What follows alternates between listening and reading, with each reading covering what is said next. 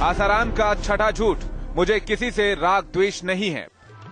Rape का आरोप लगने के बाद आसाराम ने कहा था कि उनके मन में किसी के लिए राग द्वेष नहीं है, उनके खिलाफ साजिश हुई है। लेकिन कुछ ही दिन बाद उन्होंने इसका ठीकरा कांग्रेस अध्यक्ष सोनिया गांधी और राहुल गांधी के सिर मढ़ दिया। आसाराम का सातवां झूठ, मेरी तबीयत खराब है। पुलिस का शिकंजा कसा तो आसाराम ने बहानेबाजी शुरू कर दी। पुलिस को गोली देने के लिए आसाराम ने कहा कि उनकी तबीयत खराब है, लेकिन पुलिस ने जब जांच कराई तो वो आसाराम पूरी तरह फिट पाए गए। किसी तरह का वो मानसिक और शारीरिक रूप से पूरी तरह स्वस्थ है, उनको किसी तरह का मानसिक डिसऑर्डर डॉक्टर्स की टीम ने नहीं। ये हम डॉक्टर्स ने हमें कहा, हमने अनुसंधान से पूर्व यहाँ लाने के बाद मेडिकल बोर्ड से उनका मेडिकल एग्जामिनेशन करवाया और मेडिकल बोर्ड ने इस तथ्य की पुष्टि करी कि ये अनुसंधान के लिए पूरी तरह मानसिक और शारीरिक रूप से फिट है। आसाराम का आठवां झूठ, मैं शक्तिवर्धक दवाएं नहीं लेता।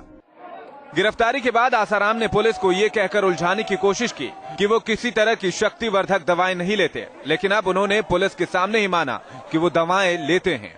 अब ये भी हो सकता है कि वो दवा जिसको कहते हैं वो कोई इनका कोई भी देसी आयुर्वेदिक कोई टॉनिक हो सकता है, उसमें हमें कोई आपत्ति नहीं। कहावत है कि पर उपदेश कुशल बहुतेरे, ये आसाराम पर बिल्कुल सटीक बैठती है। भक्तों को ज्ञान का पाठ पढ़ाने वाले आसाराम खुद संत के चोले में झूठ पर झूठ बोले जा रहे हैं, लेकिन जितना वो झूठ बोल रहे हैं उनकी राह में उतनी ही मुश्किलें बढ़ती जा रही हैं। संत सत्य का प्रतीक होता है, सच्चाई की माला जपता है, लेकिन आसाराम ने अपने ऊपर लगे आरोपों के बाद फरेब की ऐसी माला जपी जो अब उनके गले की ही फांस बनती जा रही है। वीडियो जर्नलिस्ट अनिल शर्मा के साथ मधुरेंद्र कुमार, न्यूज नेशन, जोधपुर। कथनी करनी और बयान के भेद अभी हमने आपके सामने पेश किए। आचार्य चक्रपाणी जी, हो सकता है कि इसमें भी आपको खामी नजर आए, लेकिन ये तमाम बयान खुद उन्हीं के हैं, तमाम कथनी उन्हीं की है और करनी भी उन्हीं की है। इसमें हमने कोई जोड़ तोड़ नहीं की है। क्या आपको लगता है कि एक कथावाचक जिन्हें संत की उपाधि दी जाती है, जिन्हें लोग बापू बड़े प्रेम से कहते हैं, उन्हें अपनी कथनी करनी और अपनी तमाम कथनियों में इस तरह का अंतर करना चाहिए? देखिए, मैंने शुरू से कहा था कि ये जांच का विषय है और जांच होनी चाहिए, गंभीरता से होनी चाहिए, क्योंकि वो एक लड़की की अस्मिता का प्रश्न है, दूसरा एक ऐसे व्यक्ति के जिस पे लाखों लोग विश्वास करते हैं। हमने शुरू से कहा और अभी भी इस पे स्टैंड है। लेकिन हमारा सिर्फ आपत्ति इस बात, अब 8 आपने प्रश्न 8 उन्होंने जो बातें कही है, किससे कही है, आपसे कही, हमने तो उनका बयान सुना नहीं। पुलिस ने बीच में दो चार बातें कही है, उसके आधार पर प्रश्न और उत्तर बनाए जा रहे हैं। अब सब सुनिए, प्रश्न उत्तर नहीं है, आप इसे डिफेंड करना चाहें बिल्कुल कर सकते हैं। जी। सबसे पहले उन्होंने कहा कि हम 15 अगस्त को वहां पर मौजूद नहीं थे और खुद हमने न्यूज नेशन ने उस आश्रम के मालिक की हमने खुद ही बात सुनाई थी और टेलीविजन पर दिखाया था। उसने कहा था कि 3 दिनों तक आसाराम जी वहीं पर मौजूद थे। उन्होंने अपनी बीमारी का बहाना बनाया, बीमारी की बात कही और सुबह कहा कि हम बीमार हैं और दोपहर में भोपाल एयरपोर्ट पर देखे गए और उसके बाद एकदम सकुशल है, मेडिकल फिट है। आप देख सकते हैं, डॉक्टर पुलिस ने भी बातें कही हैं। तमाम ऐसी बातें खुद उन्हीं की कही हुई हैं और अपनी बातों को खुद ही वो पलट देते हैं। ये देखिए, तो ये बताइए, अगर आप ये कहते हैं, मैं आपसे एक बहुत सीधा सा सवाल पूछता हूं, आप अगर ये दावा करते हैं कि दूसरों को सच बोलना चाहिए और उसका पाठ आप पढ़ाते हैं तमाम एक तरह से कहा जाए धार्मिक ग्रंथों का हवाला देकर, उसका पालन करना भी तो आप ही की जिम्मेदारी बनती है। बिल्कुल एकदम। लेकिन ये देखिए, जिस प्रकार से उसको दुष्प्रचारित किया जा रहा है जानबूझ के, देखो कानून अपना कार्य ये बताइए, जिन शब्दों का प्रयोग किया जा रहा है, अब उनके लिए ये देखिए लोग सड़क पे उतर रहे हैं। अब स्वामी अग्निवेश जी ने बोला कि जी आचार्य चक्रपाणी जी, ये जो उतर रहा है उनपे भी वही हम बहुत सधा हुआ सवाल आपसे पूछ रहे हैं और आपसे सधे हुए जवाब की उम्मीद है। बिल्कुल। अगर वो अपनी बातों को झुठला रहे हैं, जो खुद वो झुठला रहे हैं, और उनकी बातों को पुलिस भी झुठला रही है, जो वो झूठ बोल रहे हैं, तो क्या आप लोगों को नहीं लगता कि वो गलत है? नहीं, ये तो जब तक आसाराम बापू जी का सीधा बयान और पुलिस ने क्या पूछ रही है नहीं देखा जाए, तब तक नहीं कुछ बोला जा सकता, नहीं कहा जा सकता। चलिए, आप इसमें भी मार्जिन ऑफ एरर लेना चाहते हैं। स्वामी अग्निवेश जी, अब आपसे हम ये जानना चाहेंगे, आसाराम जी को लेकर इस देश में ऐसा माना जाता है और खुद बकौल उनके 4 करोड़ या 6 करोड़ या 8 करोड़ समर्थक हैं, चाहे जितने भी हों, मैं कहता हूं 40 लाख ही सही, लेकिन अगर उनके समर्थक उन पर अंधविश्वास करते हैं और मानते हैं कि जो वो धर्म ग्रंथों की बातों को उन तक पहुंचाते हैं उसमें सच्चाई एक सबसे बड़ा आधार है, तो क्या ये खुद नमूना उन्हें पेश नहीं करना चाहिए? बिल्कुल पेश करना चाहिए था, लेकिन उनमें है ही नहीं सच्चाई। शुरू दिन से झूठ, अंधविश्वास, अंधश्रद्धा, इसका सहारा लेकर के आशाराम बापू जैसे लोगों ने अपनी दुकानें चमकाई और टेलीविजन चैनलों के माध्यम से चमकाई। अब मैं आपसे पूछना चाहता हूं कि आपका एक चैनल है जो इस प्रकार के भ्रष्ट अंधविश्वासियों के प्रोग्राम तो नहीं दिखाता, लेकिन क्या बाकी चैनल ये बात ईमानदारी से कह सकते हैं? दूसरी बात मैं कहना चाहता हूं, ये जो समर्थक हैं, इतने अंध श्रद्धालु हैं, ये तो मेरे ऑफिस के दफ्तर में घुस गए थे और मैंने पूछा भाई क्या बात है, क्यों नाराज हैं आप लोग? कहने लगे कि आपको विश्वास नहीं होगा, हम उनको भगवान मानते हैं। और वो मंत्र पढ़ने लगे, गुरुर विष्णु, गुरुर ब्रह्मा, गुरुर विष्णु, गुरुर देवो महेश्वरा। तो ये जो सारी बातें मैंने सुनी, मैंने सिर पकड़ लिया। मैंने कहा इस प्रकार की बातें तुम अपने गुरु को विष्णु और ब्रह्मा और पता नहीं क्या क्या महेश्वर बोल रहे हो, ईश्वर के साथ उसकी तुलना कर रहे हो, तुम्हें शर्म नहीं आती? मेरे पास से वो उठ करके, उनके पास कोई जवाब नहीं था, चले गए। लेकिन मैं कहना ये चाहता हूं, आज सारे जंतर मंतर पर दुनिया भर के और लोग इकट्ठे होकर के और इतनी अनर्गल बातें कर रहे, इतनी अनर्गल बातें। मुझे तो इन श्रद्धालुओं का, अंध श्रद्धालुओं का आचरण देख के लग रहा है कि इनका गुरु कितना पाखंडी, कितना अंधविश्वासी खुद रहा है। बिल्कुल, इसलिए मुझे बहुत दुख के साथ कहना पड़ता है, उनके ये झूठ जो निकल रहे हैं एक एक करके, अभी जब ट्रायल होगा पूरा का पूरा, तो मुझे पूरा विश्वास है कि ये झूठ सारा का सारा पर्दाफाश होगा, ये बेनकाब होंगे, इनके तमाम और मुकदमे खुलेंगे, केवल और केवल मात्र ये नहीं हो। प्लीज प्लीज प्लीज मुझे प्लीज मैंने आपके बीच में टोका आप तो बोल ही रहे हैं, आप जिन चैनलों को, जिन चैनलों के बारे में बोल रहे हैं स्वामी अग्निवेश जी, आप बिल्कुल मत बोलिए। स्वामी अग्निवेश जी, जिन चैनलों के बारे में बोल रहे हैं कि चैनल वाले लोग दिखाते हैं, उन चैनलों पे आप भी स्वयं जाते हैं। इंदिरा तिवारी की दोनों की आदत बहुत बुरी है। नहीं, इंदिरा तिवारी और आप दोनों बीच में टोक करके अपनी कुछ बनाना चाहते हैं। स्वामी जी, जिन लोग जंतर मंतर पे आए हैं, आप नहीं टोक सकते मुझे, आसाराम बापू जी ने उनका विश्वास जीता है, आप अपनी बात कहिए, आप जाइए उनकी दलाली कीजिए, पूरी ताकत से कीजिए दलाली। स्वामी जी, आपको भी कुछ मिलना होगा। अग्निवेश जी, मैं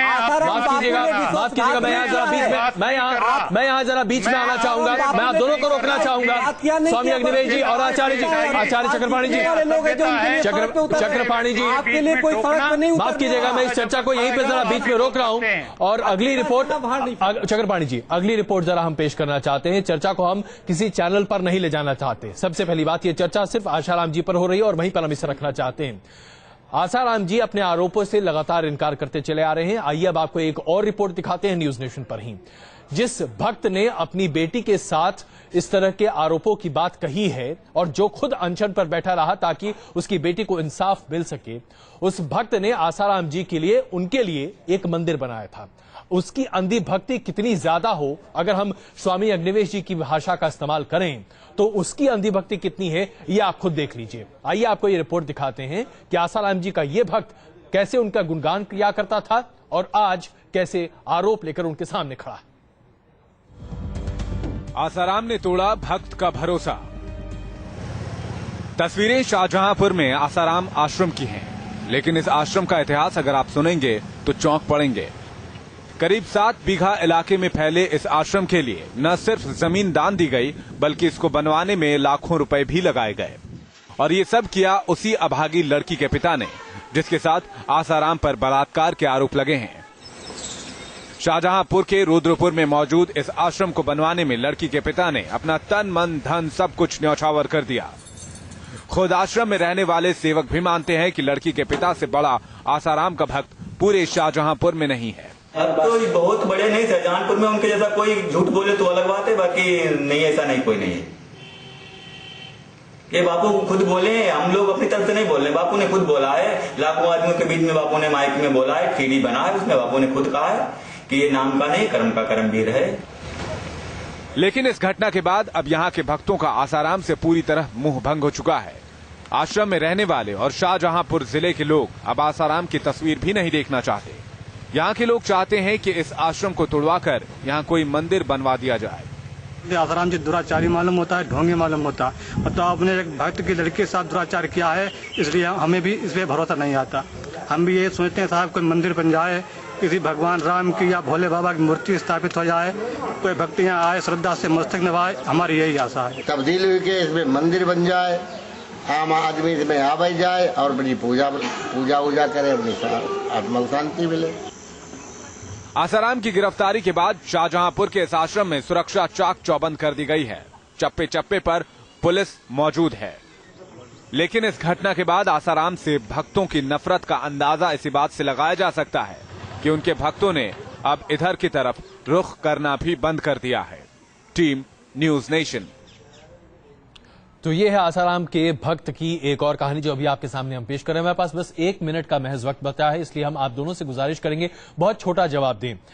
अगर इस तरीके से किसी भक्त के विश्वास का हनन हो तो उसे क्या कहेंगे? आचार्य चक्रपाणी।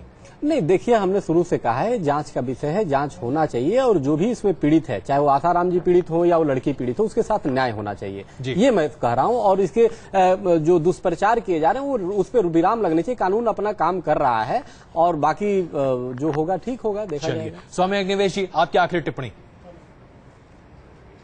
मैंने तो अशोक गहलोत जी को बधाई दे किया, फोन पे कहा पूरी सख्ती से इसकी जांच होनी चाहिए। तो और प्लीज मुझे बोलने दो। आप जिस तरीके के हैसियत हैं मुझे पता है। आप बधाई देंगे जो सनातन धर्म का नुकसान करेगा। आचार्य चक्रपाणी जी, प्लीज अपनी बात आचार्य चक्रपाणी जी, आचार्य चक्रपाणी जी, उनका वक्त खत्म हो रहा है। चक्रपाणी जी, अगर आप इस तरीके से बात करेंगे तो वाकई में दिक्कत हो जाएगी। आप बधाई देंगे। स्वामी अग्निवेश जी, जल्दी प्लीज। ये क्या तरीका है अजय जी? जी, इस तरीके से नहीं, मैं माफी मांगता हूँ, आप प्लीज बताएं। ये सभ्यता है इनकी। मैं ये कहना चाहता हूँ कि इसकी पूरी आपकी सभ्यता है कि सीबीआई जांच होनी चाहिए। आचार्य चक्रपाणी जी, आचार्य चक्रपाणी जी, प्लीज प्लीज अपने दिल को बहलाया, जिन बातों को खुद न समझा औरों को समझाया। आचार्य चक्रपाणी जी, अगर आप उन्हें नहीं बोलने देंगे तो हमारे लिए दिक्कत हो जाएगी। यहाँ पर ऐसे लोगों को बुला लेते हो आप स्टूडियो, प्लीज। नहीं, गलत आदमी है। जी बताएं। मैं ये कह रहा हूँ कि इसकी पूरी नेशनल लेवल पर सीबीआई से सख्त जांच हो। जी, ये मैंने मांग की है जी। और मैं चाहता हूं कि सारे आश्रम, अकेले जोधपुर आश्रम में जो हुआ नहीं जी, तमाम भारत के कोने कोने में 450 आश्रमों में जो अंधेरगर्दी, जो तांत्रिक और हम सारी चीजों की जांच हो। चलिए, भूमाफिया का आरोप भी इनके ऊपर चलिए, आप दोनों का बहुत बहुत धन्यवाद इस चर्चा में शामिल होने के लिए। स्वामी अग्निवेश जी, बहुत धन्यवाद। आपकी विचार को भी हम लोगों ने पूरी तरीके से सुना और आचार्य चक्रपाणी जी भी। लेकिन सबसे बड़ी बात यहां पर यह है कि कानून का पालन होना चाहिए। और जहां तक रही बात दुष्प्रचार या इस तरह के अन्य बातों की, जाहिर सी बात है यहां कानून से आगे कोई नहीं है, चाहे वो पत्रकार ही क्यों ना हो। रुकते हैं कुछ देर के लिए, वापस आते हैं और बात करते हैं कि सीरिया में जो क्राइसिस चल रहा है उसका भारत पर क्या पड़ेगा असर। बस कुछ ही देर।